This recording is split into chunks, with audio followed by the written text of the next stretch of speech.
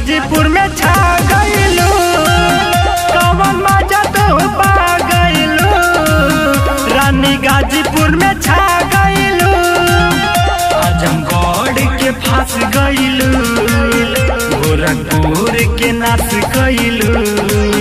Bobby बलिया में बाल खइलू, सोना गाजीपुर में छा गइलू, हम सब धन खा गइलू,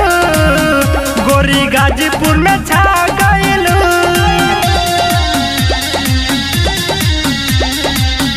गोरी गाजीपुर में छा गइलू।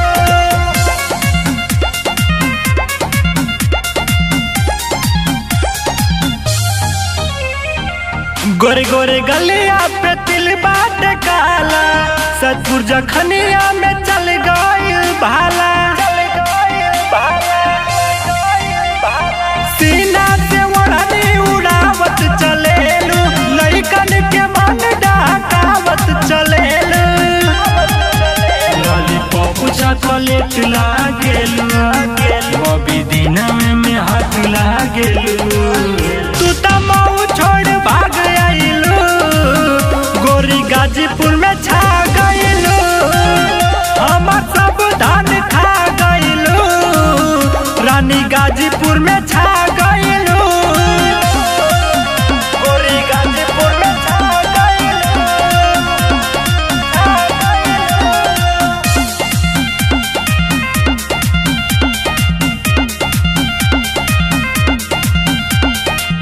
कमर डोला के कदेबू तू घाई,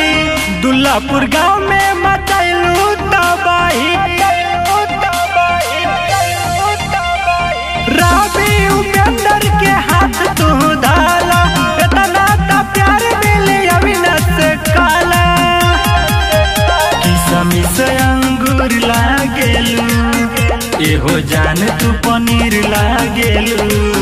सोना सब के तू भागलू, गाजीपुर